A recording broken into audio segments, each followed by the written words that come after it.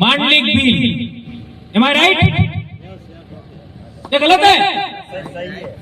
छठी सदी में मांडलिक भील ईडर का राजा था और आपका 20वीं सदी अर्थात 1922 में 20वीं सदी कहलाती है। तो इतने समय में हमारे लोग राजा से रंग हो गए। 566 अर्थात छठी सदी में हमारा बाप राजा था और 1922 में यह हत्याकांड हुआ, तब हम प्रजा हो गए। राजा से प्रजा कैसे हुए, ये बात जानना समझना जरूरी है। और यहां तो जिन लोगों ने यहां राज किया वो मांडलिक राजा ने उनके बाप गुहिल को संरक्षण दिया था। ये इतिहास सही है गलत है? ईडर के राजा मांडलिक भील ने गुहिल को संरक्षण दिया, अपने परिवार में बड़ा किया। और उस जमाने में राजतंत्र नहीं होता था भीलों के राज में, ये बात बहुत बड़ी है। गणतंत्र हुआ करता था और गणतंत्र में जो योग्यतम आदमी होता है उसको राजा बनाया जाता है, चाहे वो अपने परिवार का हो या बाहर का हो। तो राजा मांडलिक ने अपने जीते जी गुहिल को राजा बनाया और उन्हीं के वंशज आगे बढ़ करके उदयपुर में, चित्तौड़ में, उदयपुर चित्तौड़ एक ही, और आपका डूंगरपुर बांसवाड़ा, ये पूरे बेल्ट में गुहिल वंश का राज रहा। उनके पूर्व पुरुष, आदि पुरुष जो उनका पूर्वज था उसको हमारे बाप दादाओं ने संरक्षण दिया। तो हमारे पूर्वजों की खासियत क्या थी, उसको एक उदाहरण और से समझते। आपका गुजरात के अंदर पहले रजवाड़े टाइम में कोई राजधानी थी तो वल्लभी थी। जब ईडर का हमारा राजा था उस जमाने में, और इसके बाद अणहिलवाड़ का स्थापना करने वाला वनराज चावड़ा, उसका पिता भी पंचासर का छोटा मोटा राजा था। पंचासर आज की तारीख में मेहसाणा में है। पंचासर का राजा था तो उसकी बाहर के लोगों ने आक्रमण करके उसको मार दिया।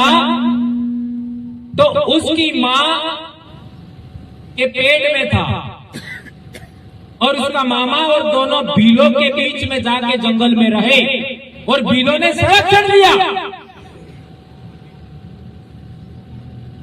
और भीलों के संरक्षण में बड़ा होने के बाद 744, 45, 46 में अणहिलवाड़ का चावड़ा वंश का शुरुआत हुआ 8वीं सदी में। और यही बात है, आप आगे बढ़ाओ। गुहिल वंश का ही 5वीं 6वीं सदी का आपका बप्पा रावल, चित्तौड़ पर उसका राज कायम हुआ। मौर्य वंश यानी मौर्य वंश के बाद उसमें भी 2 भील, बाड़द और देवा ने सहयोग किया था।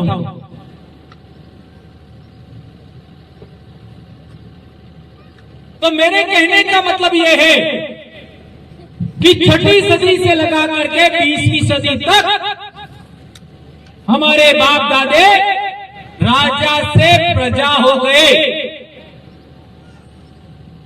इस बीच में आप लोग देख लीजिए, ये सोलंबर, वहां सोनारा भील का राज था, वो 13वीं सदी का मामला है।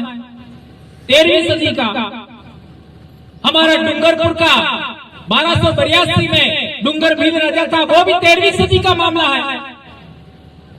बांसवाड़ा में बांसिया भील, वाहिया भील था वो 1500 ईस्वी का मामला है, अर्थात 16वीं सदी का राजा था।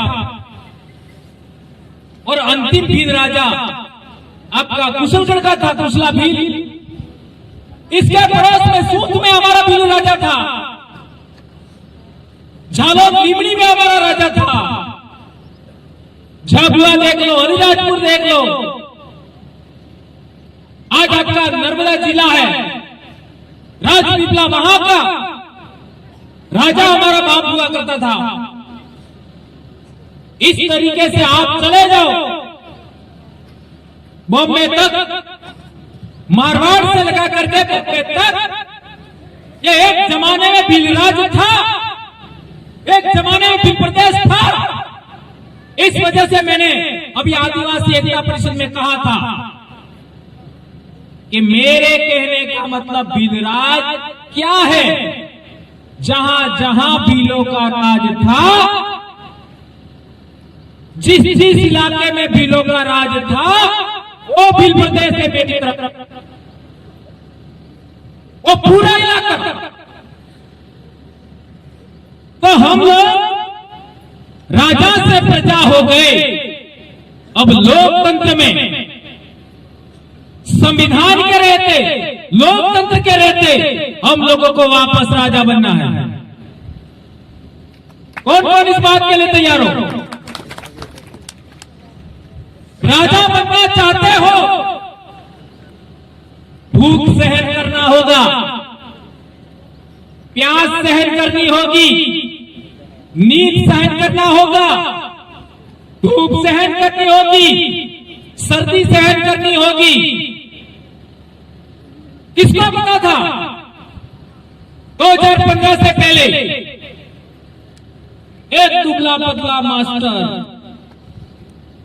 जो स्वयं बीमार है लेकिन बिंदास बेबाक बोलने वाला इतिहास की बात है, और ये बोलने के बाद इतना बड़ा सामाजिक जनजागरण हो जाएगा, किसने सोचा था?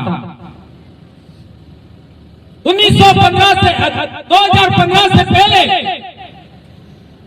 हमारे लोग नाउम्मीद थे, नाउम्मीद अब हमारा कुछ नहीं हो सकता। हमारे लोग ये सोचते थे कि किसी की कृपा हमारे ऊपर हो जाए, कोई हमारे सिर पर हाथ रख दे, किसी का हमें मार्गदर्शन मिल जाए, और कोई हमको टिकट दे दे, कोई हमको पद दे दे तो हमारा कल्याण होगा। आज क्या है? हम खुद हमारे हुक्मरान हैं, हम खुद हमारे निर्णायक हैं। हम चाहेंगे वो विधानसभा में जाएगा, हम चाहेंगे वो लोकसभा में जाएगा। ये व्यवस्था हम लोगों ने कायम कर दी। लेकिन अभी भी आप लोग भी बहुत पढ़े लिखे लोग हो। साबरकांठा, अरवली, डूंगरपुर, बांसवाड़ा, वलसाड़, ये वो जिले हैं हमारे इलाके के जहां बहुत उच्च क्वालिटी का, बहुत हाई रेट में एजुकेशन है, पढ़ाई है। इसके बावजूद भी हम लोग आदिवासियों की सबसे बड़ी समस्या का समाधान नहीं कर पाए। कितनी हैरानी की बात है। जनप्रतिनिधि हमारा, नेता हमारा, और हम आंख गड़ाए बैठते हैं, टकटकी लगाए बैठते हैं गांधीनगर वालों पर, दिल्ली वालों पर, जयपुर वालों पर, भोपाल वालों पर, कि वो हमको टिकट देंगे। तुम्हारे बाप राजा थे, तुम किसका इंतजार कर रहे हो? किसके निर्णय का इंतजार कर रहे हो? आपको निर्णय लेने लायक बनना पड़ेगा। आप लोग निर्णय लेने लायक बनोगे तब जाके आप राजा बनोगे। इसलिए मेरे कहने का मतलब यह है, हम लोगों ने बहुत कुछ खोया है, बहुत कुछ। हमने हमारी नौकरी दांव पे लगाया, जिंदगी दांव पे लगाया। हम लोग कितना दूरी पार कर देते हैं। 11 बजे एक बार हम बांसवाड़ा से निकले थे और 7 बजे हम जबलपुर पहुंच गए। कितना फास्ट गए होंगे सोचिए। इस बीच में एक्सीडेंट हो गया तो क्या होगा हमारे बच्चों का, हमारे माँ बाप का क्या होगा। आज भी मेरे माँ बाप तो मुझे रोटी खिलाते हैं। कितना मेहनत, कई बार हमारा एक्सीडेंट हो गया, इसके बावजूद भी हम लोग दिन रात एक करके समाज को जन जागरण और समाज का जोड़ने में, प्रशिक्षित करने में रात दिन लगे हुए। आज से 3 दिन तक लगातार हमारे कार्यक्रम है। अभी हम यहाँ हैं, कल हम कर्नाटक में रहेंगे और परसों में एमपी में रहेंगे। बोलिए, इस तरीके से हम दौड़ते हैं, इस तरीके से हम भागते हैं और समाज को जोड़ने के लिए प्रयास करते हैं। और आप तो इतने निकट हो, हमारे बहनों पानी ढोल तो नहीं आवे, पानी ढोल हम सी क्या है?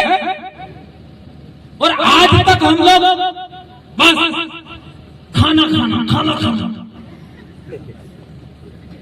इसलिए कहा गए सरपंच साहब, तराल साहब, आप सबको आज के बाद आदिवासी परिवार के कार्यकर्ता यहाँ आते हैं। आप भी आदिवासी परिवार के हो और अभी बहुत जल्दी भिलोड़ा में बहुत बड़ा महासम्मेलन लेने वाले हैं। आज हमारे इलाके के लोग नहीं आए, क्यों नहीं आए बताओ? अभी वो प्रवीण बोल के गया, आजकल के मसाले फूक भगवान फसल कटाई, इसलिए फसल कट जाए इसके बाद हम भिलोड़ा में बहुत बड़ा सम्मेलन लेने वाले हैं। इसलिए अब आपके इलाके पर हम ध्यान देंगे, जन जागरण करेंगे, लेकिन आज के बाद ये 2 काम अपन को नहीं करना है। एक तो फूलमाला वाला और एक खाने वाला, ठीक है? इसका मतलब यह हुआ कि आप लोग खाना नहीं मिले ऐसा करके नहीं आओगे, ऐसा नहीं मत करना। एक घर जाके खाएंगे। हम लोगों ने बहुत कष्ट झेले। कांति भाई को पूछिए, हम लोग बाइक पर जाते थे, सारी नाइट वहां रहने का, सारी नाइट चर्चा करने का, दिन फिर कार्यक्रम, 2 दिन का कार्यक्रम होता था आदिवासी परिवार के चिंतन शिविर। और एक बार तो बाइक पर हम मर जाते, मेरी बाइक भिड़ जाती एक लकड़ी के टूटे से, ऐसा कई बार हुआ। तो मेरे कहने का मतलब यह है कि हम लोग 2 प्रकार का अलायंस बना रहे हैं आज की तारीख में पूरे देश में। पूरे देश के आदिवासियों का 2 प्रकार का अलायंस बना रहे हैं। एक सोशल अलायंस, सोशल अलायंस जितने भी आदिवासी इलाकों में संगठन है, सामाजिक संगठन, उनका अलायंस बना रहे हैं। और एक दूसरा अलायंस पॉलिटिकल अलायंस, आदिवासी इलाके में जितने भी आदिवासियों की पार्टियां हैं उनका भी अलायंस बना रहे हैं। महेश भाई, ये बहुत इंपॉर्टेंट बात है। सभी लोगों का अलायंस बना करके हम एक दूसरे का सम्मान करते हुए, एक दूसरे का टेरिटोरियल आपका पोजीशन है उसको स्वीकार करते हुए हम लोग एक दूसरे का साथ लेके आगे बढ़ेंगे। हम लोगों ने एक व्यवस्था कायम किया है कि हमारे इलाके में जन जागरण कैसे होगा, सामाजिक व्यवस्था कैसी होगी, अनुशासन नियमावली के नियम क्या होंगे, जनप्रतिनिधि सिलेक्शन प्रणाली क्या होगी, उसका विकास किया है। उसको सभी को मानना है तब अलायंस होगा, अन्यथा नहीं होगा। उसको मानना तभी होगा, ये बहुत इंपॉर्टेंट बात है। तो मैंने आपको एक बहुत इंपॉर्टेंट बात बताई कि आने वाले समय में अपने इलाके में जन जागरण में कौन सी बातें हमको आगे बढ़ाना। तो मैं बता रहा था कि ईडर में हमारा राजा था और ये पाल चितरिया का आंदोलन हुआ, तब तक हम राजा से रंग हो गए। ईडर में हमारा राजा था, पाल चितरिया का आंदोलन, 1200 आदिवासी मारे गए। आबू में भी हमारा राजा था,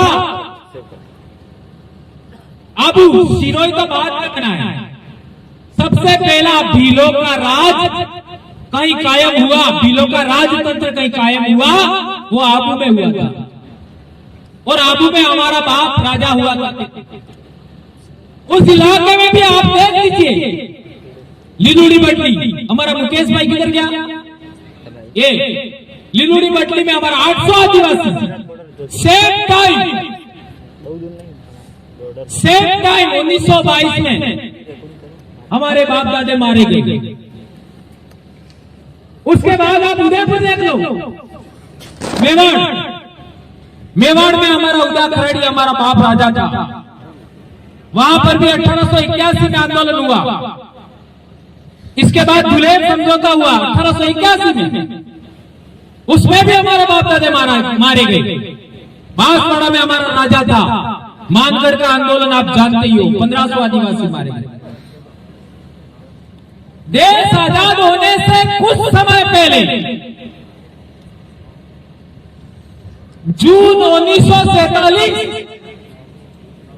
कालीबाई क्लास हुआ शिक्षा के लिए हमारे डूंगरपुर में, केवल पढ़ाई के लिए कालीबाई क्लास हुआ और नानाभाई खाट मारे गए।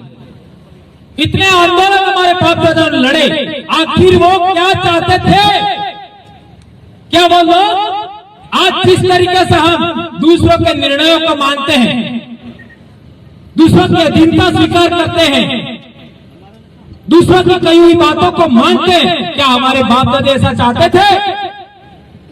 यदि नहीं चाहते थे तो हमारे बाप दादे क्या चाहते थे, उसके बारे में हमको अध्ययन करना होगा, समझना होगा और उसको ध्यान में रखते हुए हमको काम करना चाहिए।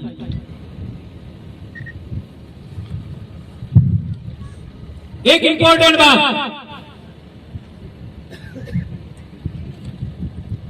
हमारे इलाके में हम लोग देखते हैं हल्दी घाटी का युद्ध हुआ। बहुत इंपॉर्टेंट बात है, याद रखना। ये राजा से रंग कैसे हुए, इसमें ये बहुत इंपॉर्टेंट बात है।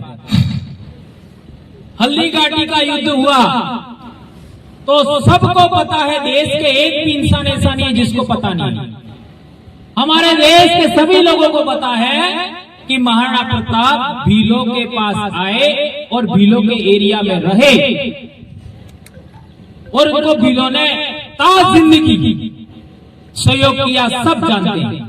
और बड़े पैमाने पर इस लड़ाई में भील लोग शहीद हुए, सब जानते हैं, इसमें कोई बड़ी बात नहीं। लेकिन बहुत महत्वपूर्ण सवाल खड़ा कर रहा हूं मैं। उस जमाने में भील योद्धा लोग थे, राजे महाराजे थे, बहुत बड़ी शक्ति थे भील लोग। उसी टाइम आगरा में कौन राज कर रहा था? अनबन थोड़ा बोलो, कौन राज कर रहा था? अकबर। कौन था अकबर? मुगल। कौन था अकबर? मुगल।